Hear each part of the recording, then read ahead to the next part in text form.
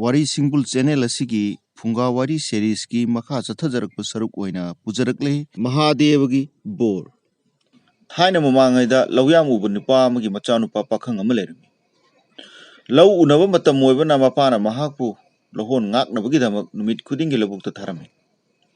Lawyam ubagi haunabi lohon hunbagi sulep leite pakhang ado nungsa marakta numit khudingi urit tanbada khaunau kangle. Uchek ama natraga ama fau khanduna chagadabagi pairakpa lepte. Pakhang adu hoya laubada atanba poklame. Karam tauruga uchek mayam si ngakani khanbada upai leitraduna Mahadeva ningduna leike. Mahakna chada thaktawa makhai lai ningbada mabuk ning lukhiduna mayumda hanjillage haiba wakhal kauki. Ahing nungthil khaktana Mahadevagi mingkhai sonkibana Kailasta Mahadeva leiba ngamkide. Manaibu darshan pibirage khanduna Mahadevana pakhang adugi mamangda sangsang thoraktuna nupa nangna pama karino.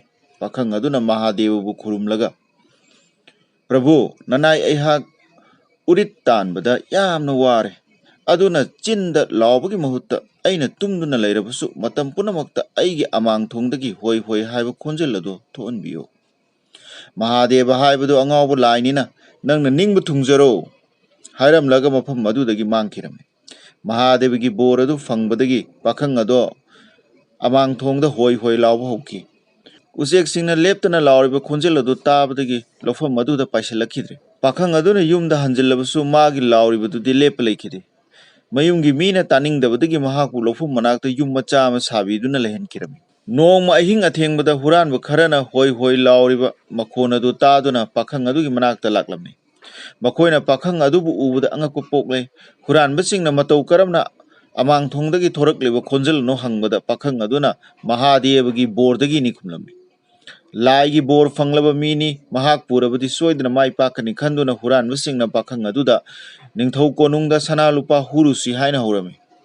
Makoigi wado pakhang aduna su yarabada huran wasingduna saru khudap amana pakhang adugi amang thongda minchille. Saruna menbadagi hoi hoi lauribadu lepkirame. Huran wasingna ningthaugi thong namkhaiduna sana lupa bora bora mapanda hondoklame. Lumkraba bora singdu thangbada hoi hoi lawa pakhang adu makhwang naman kiduna maning chap yungkhatlaga nontharingeda ningthaugi san hatamdu thauri nanthokhtuna lakpadagi pakhang adugi amang thongdagi charudu chingthoktuna chakhiram. Khudak aduda pakhang adu hoi hoi lawa hokre. Khonjel adu tabada ningthaugi thongsangmuna singba manai punamak khulai paiduna chenarakli. Chenpham khangdraba huran wasingdu ningthau manai singna namduna loina fare. Hoi hoi lawa pakhang adudi nanthokhtuna chenkirami mahakna fana chendunasu ningthau manai singna khonjel adugi maikai tanarakle. Hangadaba khajikta ngairabada pakhang adu upai leitraduna pukhri amada chongthakirami.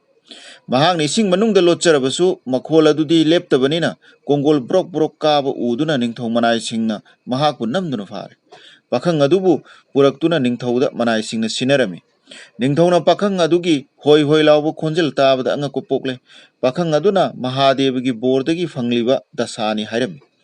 Ningthauna mahakki mapandagi huranba singa konana aigi mamal yamlaba lansing ase fanglibani haiduna mana oina sana lupa bora ama piraga hoi hoi lawa pakhang adubu thadokpiki. Pakhang adu mana oiriba fibam adu khantarubada mathwai chaklami. Mahakna labuki yum aduda amuk chatkiduna Mahadeva ningba hokre.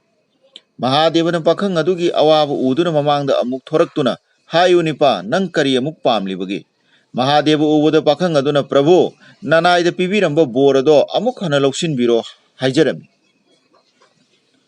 Mahadevana nokladuna aina amuk borado lauksinlabane wadana nungaige haina khak khanganu. Wahai ase hairamlaga Kailasta hankre. Mahadevana chatkibaga pakhang adugi hoi hoi laurambadusu tokhirami. Mahakna harauna ningthauna pirakpa sana boradu mayumda pukhiduna yamna nungaina pankirami.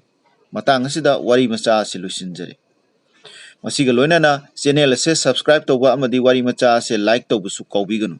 Mathangi warida miyamga amuk unaminarasi.